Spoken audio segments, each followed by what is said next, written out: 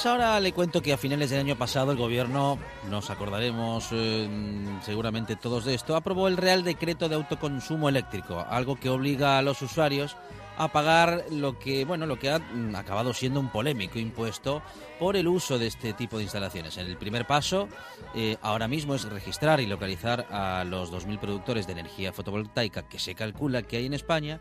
El plazo de inscripción para estas instalaciones terminó hace unos días y apenas 20 han facilitado los datos pertinentes. Entre tanto, el PSOE, Ciudadanos y Podemos han planteado una modificación de la nueva normativa que contempla, entre otras medidas, la eliminación de lo que popularmente se denomina el impuesto al sol. Bueno, pues de todo ello vamos a hablar ahora mismo con José Donoso. Él es el director general de la Unión Española Fotovoltaica. José, buenas tardes. Hola, buenas tardes. Bienvenido a La Buena Tarde, bienvenido a la Radio Pública. Gracias. Pues actualmente decíamos, José, que tendrían que pagar el peaje por el uso de instalaciones fotovoltaicas los que tengan ese tipo de instalaciones. Sí, efectivamente, lo que establece el Real Decreto de Autoconsumo de octubre del año pasado es que todos aquellos que tengan una instalación de autoconsumo fotovoltaico de más de 10 kilovatios, no todos, solo aquella instalación sea superior a 10 kilovatios, tienen que pagar una serie de cargas y peajes equivalentes a las que hubieran pagado si no hubieran instalado la planta fotovoltaica. 10 kilovatios, y eso es, en este caso es mucho, es poco, sería el consumo digamos que el consumo doméstico. Las instalaciones de autoconsumo doméstico no están obligadas, debido a todas las presiones que se hicieron y a las campañas que se hicieron, rectificó el borrador inicial el Gobierno y no obliga a las instalaciones de consumo doméstico, pero a cambio les obliga a que en el caso que tengan excedente lo tienen que regalar a la compañía eléctrica. No podrían, como en otros casos, o en otros países donde se sucede este mismo, digamos, de cuestión de explotación de la energía solar, acumular energía, digamos, y venderla a la compañía. Todo lo contrario, tendrían que regalarla. Tendrían que regalarla. Ajá.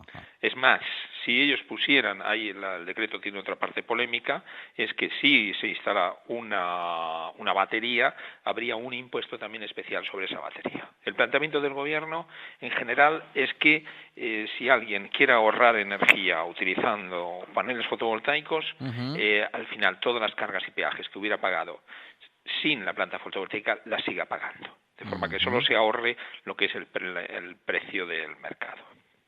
De modo que tampoco podría, digamos, almacenar sin pagar. Sí podría sí, pero almacenar, pagando. pero pagando.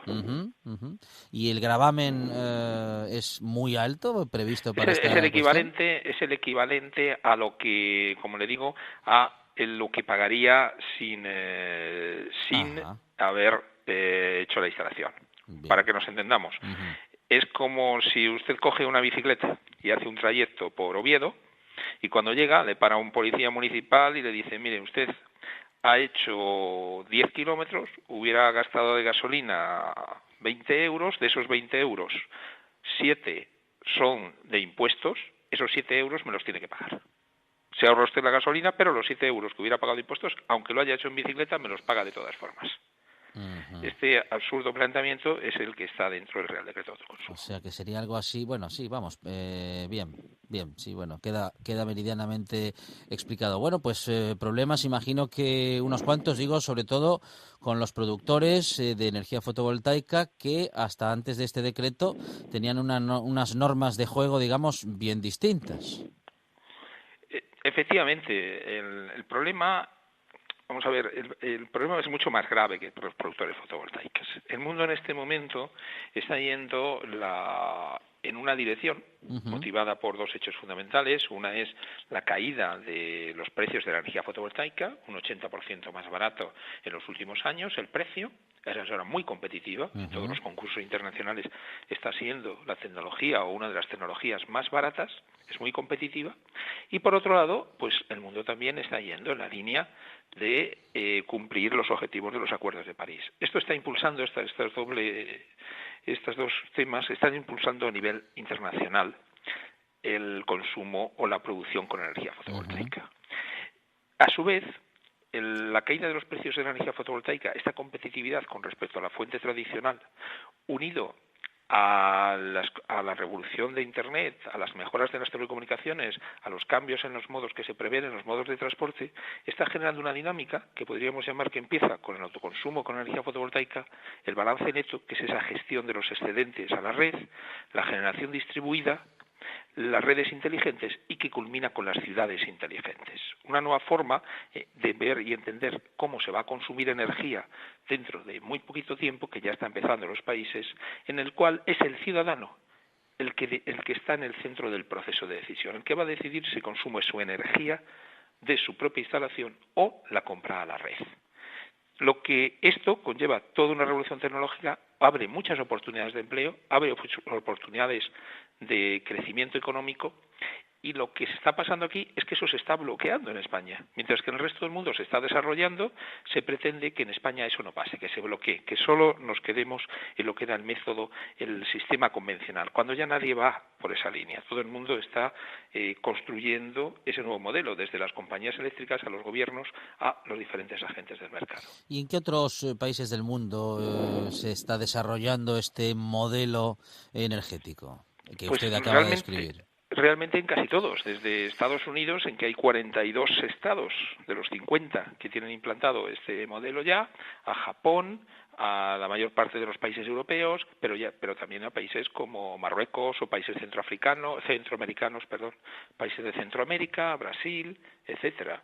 Realmente lo que se pretende un poquito es como que España se quede aquí aislada como la aldeíta de Asteris de cara al futuro, en un modelo que corresponde ya al siglo XX y estamos en el siglo XXI, construyendo el modelo del siglo XXI. Pero es que además de una opción para que los ciudadanos puedan elegir, es que es necesaria para cumplir los acuerdos de París y la lucha contra el cambio climático. Según su opinión, señor Donoso, estaríamos, prácticamente, en contra de lo que puede estar pareciendo respecto de la dirección que sigue, el resto del mundo o la mayor parte de los países, sobre todo del entorno, ¿no? Sí, del entorno, pero ya digo que ya no es solo lo del entorno, es a nivel global que está pasando esto. Mire, para que se haga una idea, el año pasado en el mundo se instalaron 51.000 megavatios fotovoltaicos, en España solo 49. Es decir, países con una climatología tan parecida o peor, menos soleada del Principado de Asturias como es el Reino Unido, el año pasado instalaron 4.000 megavatios fotovoltaicos, 4.000, tantos como España en toda su historia. Alemania instaló 1.000, más de 1.000, Francia instaló 1.000, es decir, en los países del entorno y también países que están batiendo récords como es China o como es Corea, Malasia o Chile u otros. Y este decreto que ponía como límite, ya días pasados para darse de alta, para quedar en esa relación de productor fotovoltaico, ya sea como profesional o ya sea como usuario particular, esto, ha quedado ya superado el límite.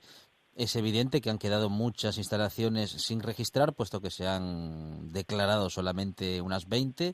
¿Qué sucede con las que no se han registrado? Bueno, en los últimos días se ha ido incrementando el número de instalaciones que se han registrado. De todas formas, nosotros consideramos que nos falta por registrarse las 3/4 partes. Le hemos solicitado al Gobierno, pero no solo nosotros, al menos 8 comunidades autónomas que sepamos, y además se ha aprobado una PNL, una proposición de ley y el Parlamento también en este sentido, pidiendo al Gobierno que prorrogue el plazo de inscripción en este registro hasta el 31 de diciembre, para evitar que nadie se quede fuera en una situación, digamos, de alegalidad o una situación de posible sancionabilidad, porque no sería justo, ya que el Gobierno sacó la norma, estableció este periodo de 6 meses, pero sin tener preparado la normativa técnica necesaria para realizar este registro. De hecho, este registro no ha estado abierto de este plazo de 6 meses, en cambio solo se abrió hace 2.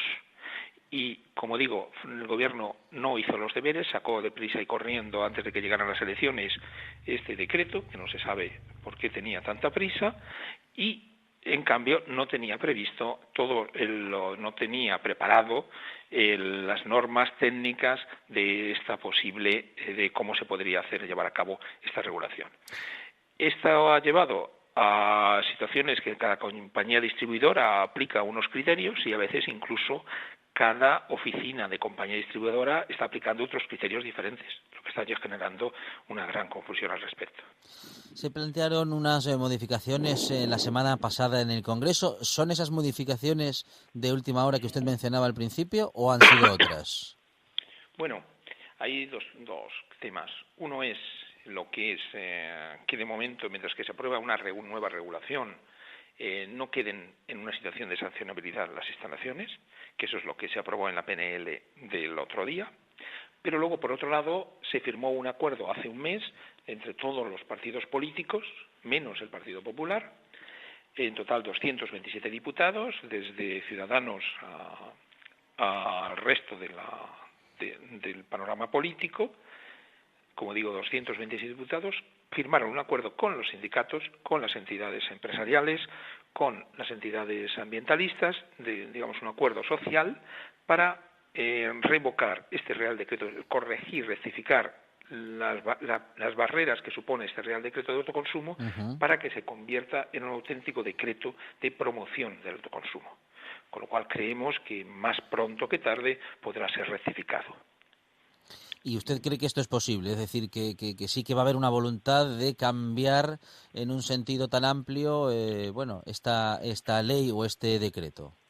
Pues la verdad, yo creo que sí, porque primero hay un gran clamor social. Es decir, esto es injustificable. Pongo por ejemplo, con el ejemplo que le he puesto antes de la bicicleta, pues yo creo que todo el mundo entiende lo discriminatorio y lo absurdo de esta medida. Pero además está el intentar poner a España fuera de este camino de progreso tecnológico que está llevando el resto del mundo. Entonces, lo que pedimos de correcciones son cuestiones de sentido común y como tales corresponden a ese sentido común y al bien común, que son, pues, primero, el que no haya que pagar ningún impuesto al sol, es decir, que no se pague por lo que no se consume, que si uno utiliza la red, es decir, si cojo el coche yo pago, pero si no cojo el coche y voy en bicicleta no tengo por qué pagar ese impuesto. Entonces, que la parte de energía que uno produce y consume en su propia casa, que no tenga por qué pagar ningún tipo de peaje porque está usando solo su casa y su instalación. Ahora bien, si estamos de acuerdo en que si hay excedentes y utilizan la red, entonces sí que paguen por esos excedentes que utilizan la red.